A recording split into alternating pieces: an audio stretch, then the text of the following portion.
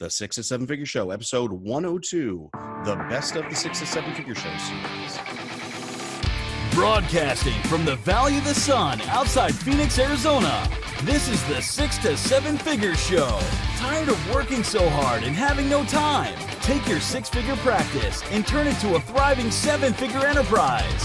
And now, your host, author, speaker, mentor, and strategist, Frank Bria. Welcome to the 6 to 7 Figure Show. I'm your host, Frank Bria. Welcome to this special best of series. Before we get to today's hand-selected episode, a quick message from our sponsor brought to you by High Ticket Program.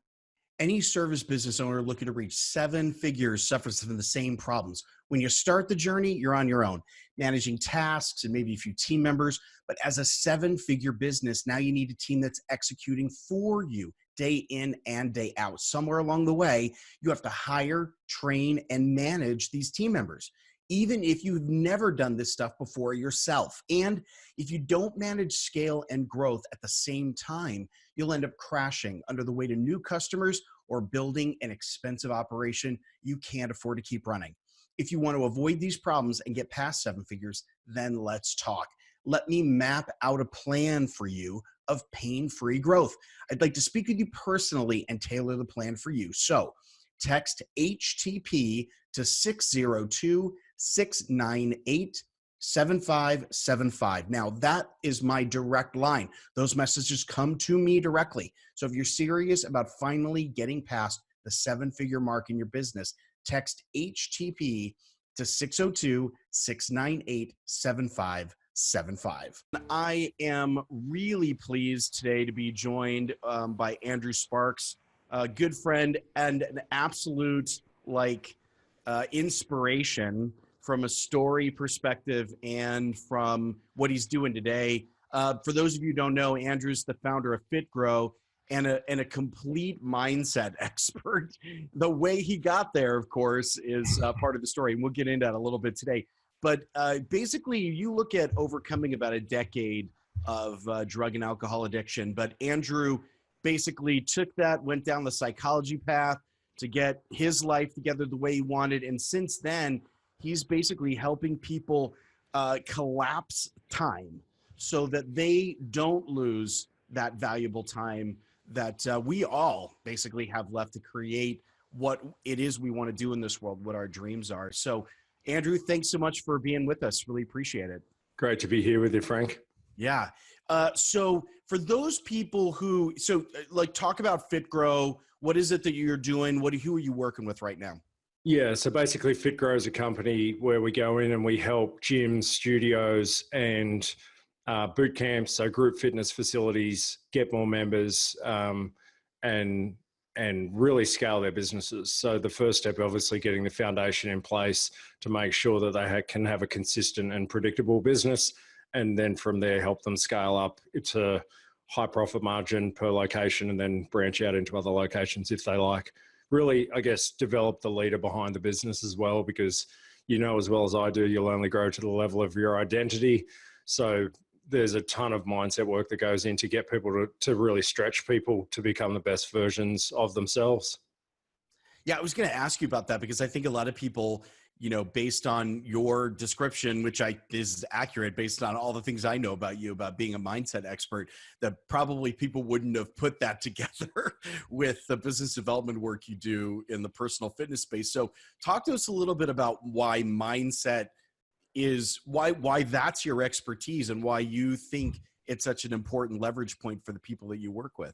Yeah, so I think, as you mentioned briefly before, I spent a decade of my life more or less addicted to drugs and alcohol in society's terms.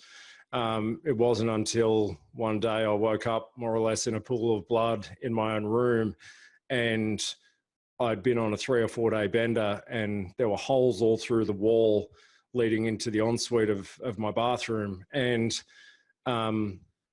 that experience had me sitting there kind of wondering, how did I get here? What kind of led me to that point? And that was probably 7 years into kind of living that lifestyle. And after I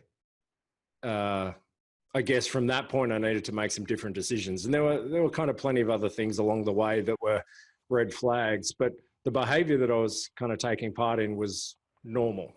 Like the world that I lived in, the things that I was doing, it was normal. You know, it wasn't like people were like, you fucking crazy. Like what I was doing with the people that I was spending time with was pretty normal.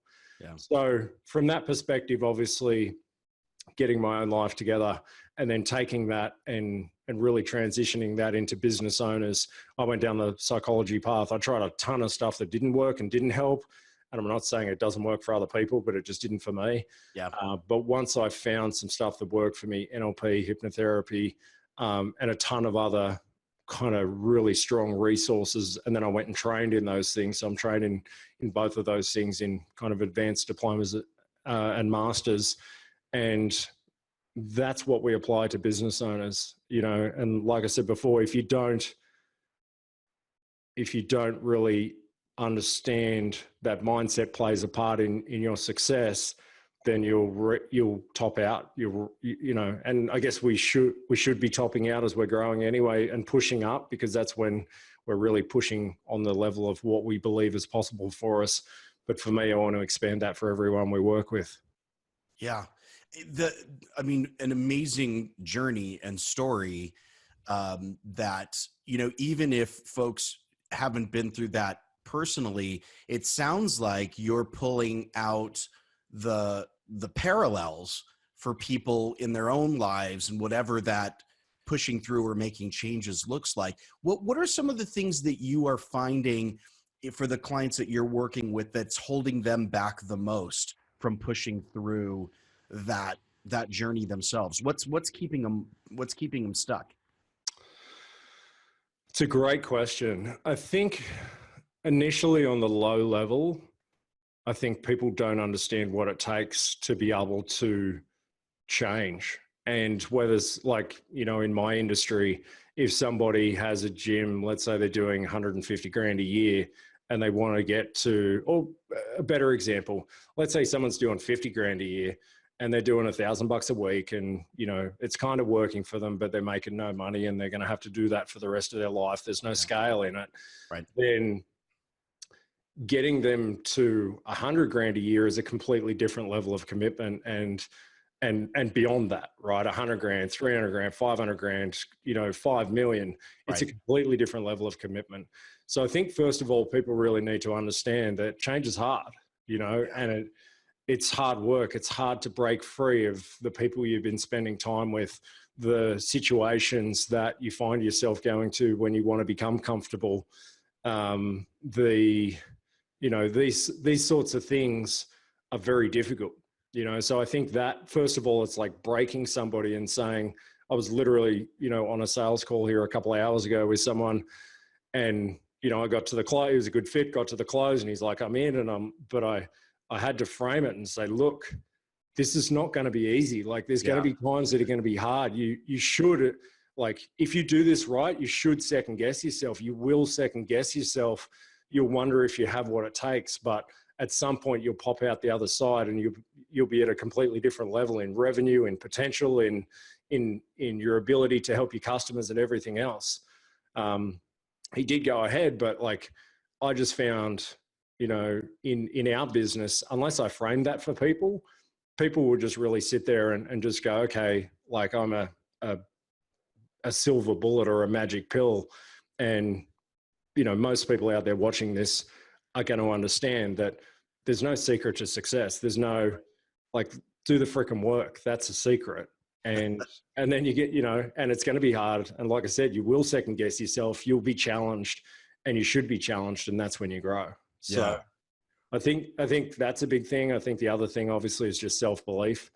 To your question before, people will top out on what they believe is possible for themselves. And I've done it. I've done it so many times. But I just keep pushing. And I think that's the difference between how I got to where I got to, you know, how we are where we are today, and you know, what the next 12 months looks like, as opposed to, I can think of 100 business owners that probably started at the same time as I did back in 2011 doing this. Sure. I can probably think of maybe 5 of them still in business. Yeah.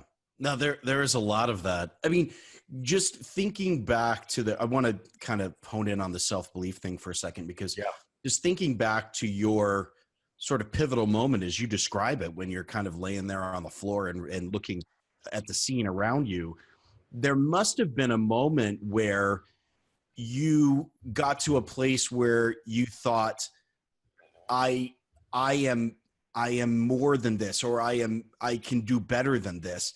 Because I do think a lot of people might have, and again, people's journeys are different, so that those pivotal moments look different for people. But I do think that some people get to those sort of break moments and think to themselves, well, this is it.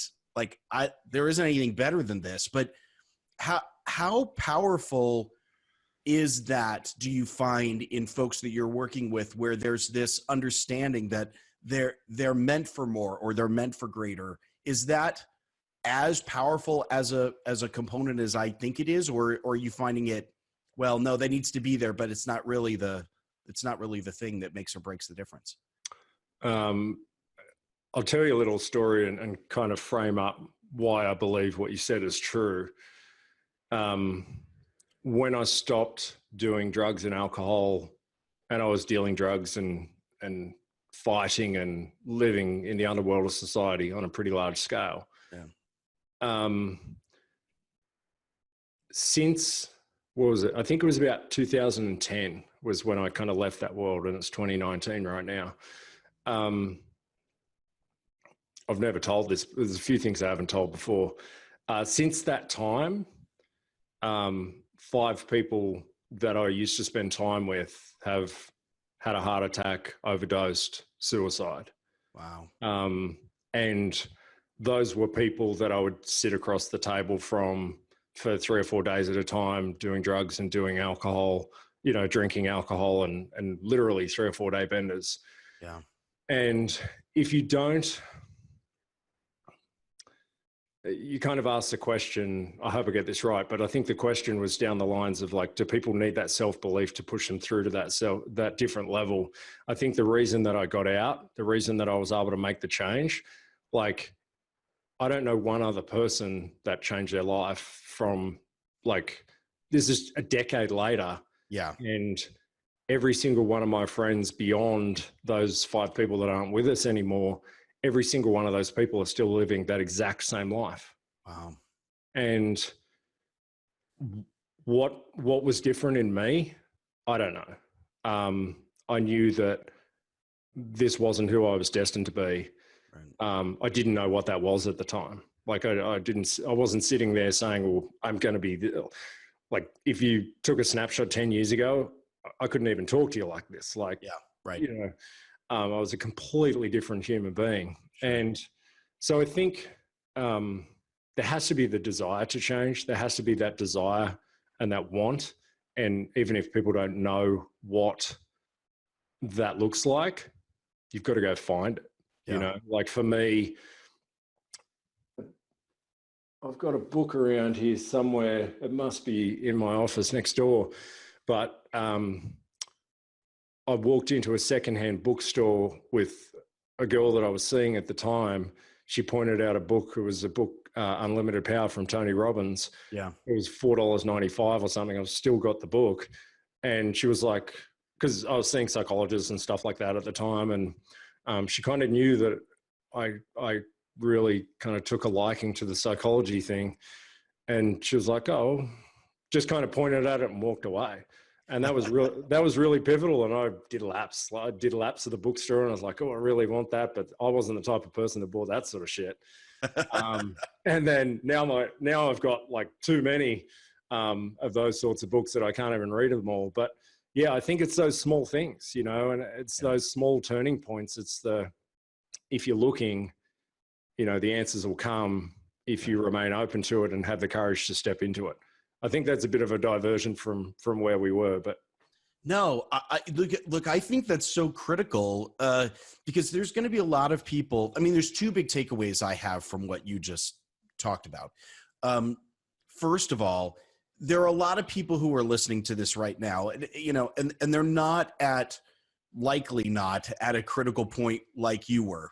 I think the critical point of your transformation is significantly more serious and severe than most people who are listening to this. So otherwise they probably are not listening to a podcast at this point. But the point is that the transformation you undertook is so dramatic. I mean, I think you described it really well, which is like, look, from where you were to where you are today, where you're essentially, leading a large company. You are, you are a personal development force of your own, right? When you reflect back to picking up the Tony Robbins book, totally. that transformation is a lesson, I think, in anyone to basically say, and I've heard you talk about this in great detail before, that the hard work matters, that you put in the work, and that if you're willing to do the work, that the change is there.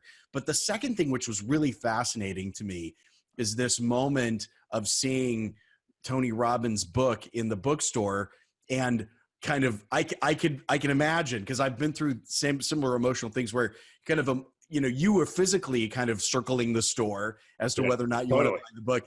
That many of us emotionally are circling the store essentially when there's a small thing. And you think about it, like the effort it would take to buy a $5 book is nothing, right? Totally. But it has such a meaningful impact as to making us taking a step in a direction that we second guess it, or is this really, really want to go? And that's my takeaway. My second takeaway is that oftentimes the transformations are in fact these small commitments, which feel big, but in reality are really about us just making a decision. Yeah, and one decision's going to lead to the next. Right. Like there's a Y junction or a T junction every day. And if you get up in the morning and you get off your ass and you go for a walk, or if you choose not to have the, steak and surf and turf and everything else, and choose to have a salad, like every decision leads to the next decision. Right. And obviously you can see this counting back, I can look at the steps that happened counting back, but that was my first, that was the first thing, and because of the life that I was living, I'd watched a few Tony Robbins infomercials on TV, because at 3 o'clock, 5 o'clock in the morning. That's what's all at 3 a.m. Yeah, right. And then I went and bought Personal Power, his 30-day. And then I went, to an event, and I went to Patagonia in Chile and went mountaineering for 6 weeks to get away from the world that I was in, because I was deep, and it's not the kind of world that you just walk out of on the business sides of things. So there were all these different things that stemmed from, making it, having the courage to step out. It's having the courage to step out of your own reality of the way that people see you and the way that you see yourself, and step into something that you think is going to make you better. Yeah. And I'm addicted to that now. I've built so much belief that I can be better. And even though I'm not where I want to be, I don't think I'll ever be on some level. And it's that constant pushing to know that, making money's cool. Yeah. Living it, I'm overlooking maybe 100 meters, a few hundred feet away from a beautiful lake, and all that stuff's cool. But I think the biggest and the best thing is, for me, knowing when I get to the end that I can sit there and say, I lived with as little regret as possible. Yeah. I regret that decade of my life every fucking day, every day. But I use that to fuel me. It doesn't stop me. I would talk to a coach about that, or a psychologist sort of thing, and they would say, well, that's a problem. It's not a problem for me. It drives me to get up in the morning, to go to bed late. And I think people need to find that within themselves. What's that? Everyone's got it. Yeah. And you just got to go find that shit and be true to who you really are. Yeah. And for me now, it's just, I'm trying to step into the best version of who I truly am at my core, strip away all those layers, and it's hard work. And, you've helped me along the way as a part of that process as well, in some work that we've done together. But it's just, the more layers you strip away, the more you get back to the best version of yourself. It's we're all in this, it's like there's a starting line, and we all start at zero, And then, you know, we're going along this running track, and at some point, you know, the track's going to end for us, but we're all in this parallel race, you know, like you're here and I'm here, and, you know, you might be a bit further ahead, and it's like we're all racing, in my opinion, to be the best version of it. Well, people make this choice, right? But in the world that I live in, the people that I spend time with, we're all racing to be the best version of ourselves. Yeah. Yeah. That I agree with you. And the only way to lose that race is to just stop and get off the track. Totally. Yeah. Yeah. Well, so we went down this road initially because the question I asked was, where does mindset play a role in how you're working with business owners? I think that's super clear now that as you're working with them, like this is the stuff that you embed in them in order to get progress. But I want to turn our attention really quickly to more of the tactical elements of it. So can you walk us through the kinds of engagements that you run? How do you typically engage with a business owner? What does that look like? And how does that get the gym owner or the personal fitness owner the results they're looking for? Yeah. Do you want like funnel all the way through, or just product delivery? No, let's just talk about, just the delivery piece. Cool. So, so we have basically we've got two tiers. We've got a 16-week initial, and then we have a 12-month. And the first tier really is designed to help people get certainty in revenue, consistency in revenue, and, you know, really just understand how business works. So what we're doing in essence is taking either, you know, fitness professionals like a personal trainer who already has a business. We generally start working with people at around $200,000. They've got to be moving. They've got to understand kind of how business works. That's where we can really come in and make the biggest impact.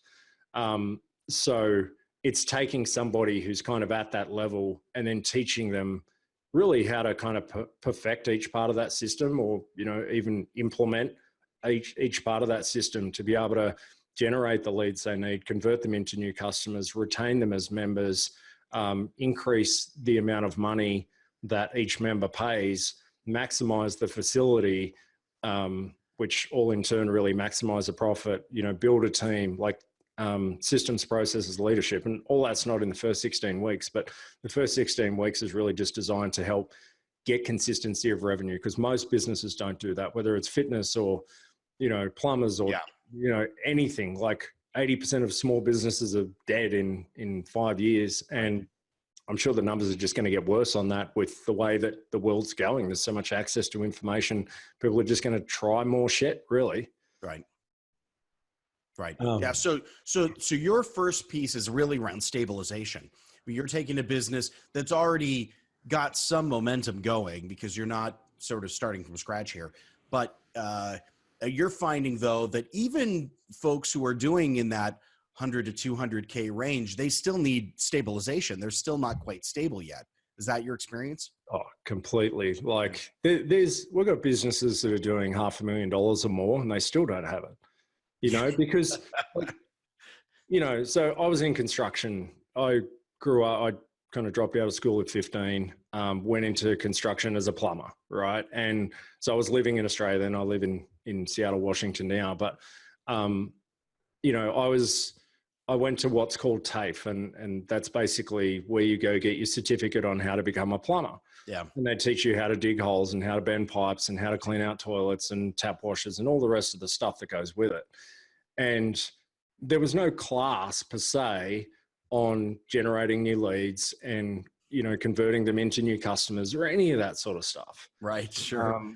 So after that being my experience of the world, and then kind of falling off the rails for a decade, and then kind of coming back into the mindset stuff, I didn't start by coaching people in business because I didn't have the skills. I started by doing kind of life and performance coaching. But I think, it's about stabilization. It's about getting that consistency for people, because that's what, like, business education is not taught at school. And people go into business and, you know, if you build it, they will come. Well, how's that working for everyone? It's not. Right. So yeah, it's, people need to learn these skills, and it's not their fault. It's not their fault that no one taught them. It's not their, I think it's partially, I think it's extremely important in my journey that I've been ignorant enough to be able to, that's how I got to where I am. Yeah. If I had to think about all the shit that I've been through to be able to get to where I am, and every entrepreneur could tell this story if they're doing 7 figures, or even less than that. But, you know, I just feel like there's so much that needs to be learned. Sometimes ignorance is bliss, you know? Yeah. But once people learn those skills and develop those skills, anyone can have a successful business. Well, it's creating the curiosity. I mean, you have the curiosity to dig in now and find this stuff out, where if someone came in with maybe a little less of a painful experience or less of a painful journey, they might think, well, I've got this figured out, or asking or digging in is a sign of weakness, and I'm just not interested in doing that. Totally. And quick story, I'm part of the Arete Syndicate, which is run by Andy Frisella and Ed Milet. And those guys, basically it's a group of entrepreneurs, very high level entrepreneurs, 7, 8, 9 figure entrepreneurs.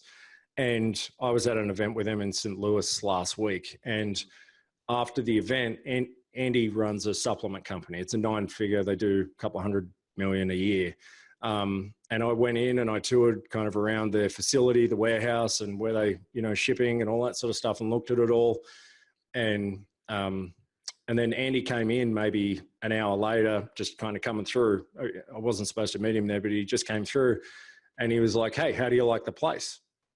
And I was kind of looking around, and I was like, I said, "It's good, but it's like," I said, "it's not that special." And, and he knew how I meant that. Yeah. And he was about 6 feet away, and he came right here. He's like, "You're right. It's not." He said, "It's not that fucking hard. People just make it hard." Yeah. And he's like, he talks on stage a lot, and he said, people ask me questions from stage and I tell them the answer, and then they kind of look at me like, "Yeah, but what's the truth?" Like, it's like, I just fucking told you, like, this is the truth. Like, so I think in our heads, we make shit way too complex than what it needs to be. And I think we're all guilty of that. And I've just noticed over the past, you know, couple of weeks for me, just since that conversation, it's occupied my head. Where are we making things too complex? You know, where can we strip things back? And I think businesses need to do that as well to be able to go to the next level. Like, as humans, we want to, especially if you're having problems, you think, we've got to do more. Often you don't. Often it's the opposite of that. Simplify to grow, basically, is the... which is what you're great at, obviously, right? But I think there's a lot to learn from that, for sure. Sure, absolutely. So one last question then about the program that you run. What are some of the things that you've done in the program to build in for growth? So I think a lot of people who are in similar spaces find that they are not able to handle more than a couple of clients because of the intensity of helping people through the actual stages of marketing growth. What are some of the things that you've done or built in that allows you to help as many clients as you do? Yeah, I think obviously it's having great people that can come and service. So we run a group model where we do have some one-on-one attention for the people that need it, but then it's just building in ways that you can scale. And if you think about it, like in a fitness class, if you're training one-on-one with a trainer, you're going to go to a certain level. If you're training with 10 people and everyone's there sweating together, you're going to up your game and you're going to sweat a bit harder, and you'll look at the person next to you and go, "Hey, if that guy's doing that, then I can go harder than him." So it really is putting people in that environment where they can be under pressure. They can look at other people that are doing well and say, you know, well, if that person can do it, I can do it. Yeah. And I think that group delivery model allows us to turn the screws on people and create more pressure, and say, come on, let's go. Like, you know, this is where this person started. They're now here. The only reason they got to here is through more exertion or, you know, kind of simplifying things to create more efficiencies in what they're doing. So I think that it's having great people to come in to be able to deliver that as well. The people that work directly with our clients have either been members or they've been involved in the entire building of the program, the content and everything that we have. So you can't just have average people. It's not just getting on a call and talking average. They've got to be experts in what they do. And you can't do, me as a business owner, I can't do that. Yep. I could manage, if I wasn't running a business, I could probably manage 40 or 50 people on my own, but I've got a company to run, a team to run. Yeah. And, my big focus now is focusing on the mission. We're going to help 300 business owners this year in the fitness space change their business and their life, because they're not one and the same. You can't change a business without changing the life. Yeah, I amen to that. I am a fan of that perspective. Yeah. But, Andrew, what's interesting is you bring up the group format, and I think, I agree with you 100%. This is one thing that I think a lot of people get confused about or have misconceptions about. They think that the higher up you go, because you're dealing with folks that have already passed, they're into the mid six figures in terms of where they are. There's this misconception, I think, that the higher up an entrepreneur is, the less likely they are willing to be in some kind of a peer group. And it's interesting that you have found that not to be the case. And you've articulated really well the reasons as to why. And I've seen the same thing. I ran a few years ago a group of basically CIOs of banks, and they all wanted to be together. They wanted to see what each other were doing and to help each other kind of push along. And I think your group fitness class example is a really good one. There's that desire to kind of, it's a healthy competition to kind of push things forward. Yeah, some people step into that, and some people don't like that. Some people just want to go and hide on their own. And I think what we have is, we do have a few multiple seven-figure business owners now who are kind of topping out, and what they really need is not what we're providing at the moment. They need expert attention on optimizing X area, customer serve, whatever. Like they need one-on-one attention, and at the moment we don't provide that. So unfortunately, you kind of grow people to a point that they no longer need you, and you have to say, like, even though we develop pretty close relationships with our members because of some of the shit that we have to go through together to grow them into who they need to be. But at some point, it is time for them to get off and kind of go and do other things. But I think if you build a good peer group and a good setup and a good structure like that, out there are other groups. It's almost like I bring them up to the level where I'm at, and then go, come into my group, and it's kind of hard because you're the expert at the top, but at the same time, if you've done your job properly, you've grown them into the leader that they need to be. Now they're on your level, and that's a good thing for you. So.